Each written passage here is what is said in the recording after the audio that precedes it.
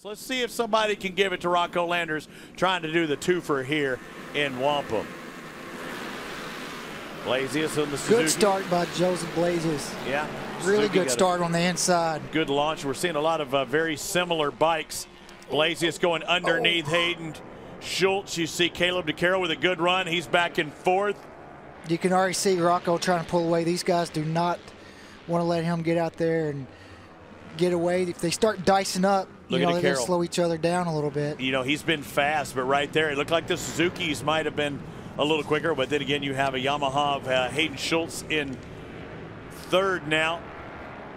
So Blasius did get a good jump. Second, Schultz in third on the 259. DeCarroll in fourth on the 51. You can see him really easy with that yellow and pink color scheme. It looks like DeCarroll trying to go underneath, Roger. We've seen quite a few attempts to go underneath, and tried it in turn 7, just didn't wasn't close enough to make the pass. Some were successful today, some were not. Watching these bikes, listening to these bikes coming down that straightaway, still plenty of horsepower. The speeds are turning about 135 miles an hour. You can see Caleb with he's got a purple first sector, so you know it's the fastest of anybody. You're down with HJC, yeah, you know me. Was that a dad joke? Was that a dad joke? Okay. A bad one too. we were joking because we weren't joking. You was joking. You know, Roger, you're getting older, and you said you've been throwing them out there, and I said I do it, and I don't even care. There's the 79 of Teague Hobbs, currently in 6th place.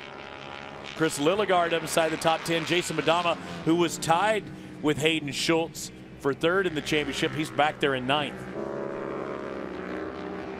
Rocco just keeps getting faster, and he just did his personal best in the first sector. I mean, look at all these guys. Rocco Landers last lap, 48.8. Look at Caleb DeCarroll, 48.7. So DeCarroll's back there in 2nd, really not making up hardly any ground, and he's pulling lap records. Yeah, you break the track record, and you only gain a 10th. If that, right? Out of Houston, Texas, but seemed like he hadn't been spending much time in Houston, Texas on the KK47 Disrupt Racing entry. You see Blasius and Komsuk, there's 4th and 5th on the track. Think about this, those are a couple of Suzukis. Blasius, Komsuk, and Teague Hobbs for that matter. Jackson Blackman, all Suzukis. A couple of Yamahas in the top 3. Those are Caleb DeCarroll and Hayden Schultz. Chasing the Suzuki of Rocco Landers. 1.6 the differential for Rocco Landers and Caleb DeCarroll. Another 1.7 behind DeCarroll is Hayden Schultz. Then Joe Blasius.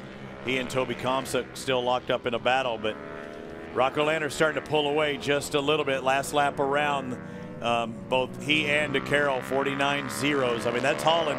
That would have been the lap record, but yeah. The lap and a half, or a second and a half difference. Yeah, Teague Hobbs just served his penalty coming through pit lane, and what a bummer for him because he was running, you know, running up there pretty far. It just kind of runs his race because you have to, when you serve your pit lane penalty, you have to maintain the pit lane speed limit all the way down the whole thing. But when you show up to Pitt Race, you line up on for the Lickle-Molly Juniors, you take the win. You line up for twins, you take the win. And in dominating fashion, the fastest ever lap, a 148.4 for Rocco Landers, and he just kept clicking them off, taking the win in twins as he heads to Europe. Caleb DeCarroll in 2nd. Mom and Dad, they can pack the bags. They don't have to worry about going 100 miles an hour to the airport like they did for their COVID testing yesterday. I'm just guessing. I was joking when I said they went 100. But Dad did say that. And Hayden Schultz in 3rd, Toby Komsuk in 4th, and Joe Blasius rounding out the top 5.